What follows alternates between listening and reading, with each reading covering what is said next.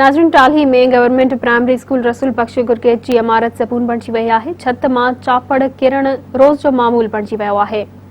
School में सहूलतनि जी बि अणाठ आहे, जंहिं करे शागिर्द केतिरा ई मील पंध करे ॿियनि पाड़नि जे स्कूलनि में वञी इल्म पिराइण ते मजबूर आहिनि। उन हवाले सां पेश आहे सिकंदर अली गुरगेज जी ही रिपोर्ट। जी बिल्कुल, मां इन वक्त मौजूद आहियां गवर्नमेंट प्राइमरी स्कूल रसूल भाई गुरगेज में, जिते स्कूल की सहूलत न होने करे हिते जे रहवासियुनि एहतिजाज कयो। अचो त उन्हनि सां वधीक ॻाल्हि ॿोल कयूं, उन्हनि जो छा चवणु आहे। हिते स्कूल में न को पंखो आहे, न को बेंच आहे, काई इन में सहूलत कोन्हे। ॿार हिते अचनि था, 2 मिंट वियो, ॿार भॼियो वञनि पंहिंजे घर, उन्हनि खे माइटनि जा कोन था छॾनि। इन ॻाल्हि जे करे त को ॿार ज़ख़्मी न थिए, को अल्लाह न करे अहिड़ो को हादिसो न पेश अचे। इन ॻाल्हियुनि जे करे उनजा वालिदैन पंहिंजे ॿारनि खे हिते कोन था छॾनि।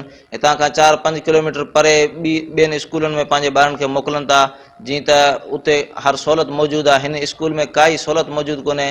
आला अमलदार असांखे महिरबानी करे हीअ असांखे स्कूल तामीर कराए ॾियनि ऐं हिन स्कूल में हर सहूलत ॾियनि, जीअं त इलाइक़े वासी हिन में पढ़ी अॻिते हली असांजे इलाइक़े जो नालो रोशन। जी स्कूल किरियो पियो आहे, जंहिंमें ॿार 50-60 आहिनि। माइट छॾनि कोन था। इन स्कूल जे करे चौदीवारी ज़िले में टुटी वई।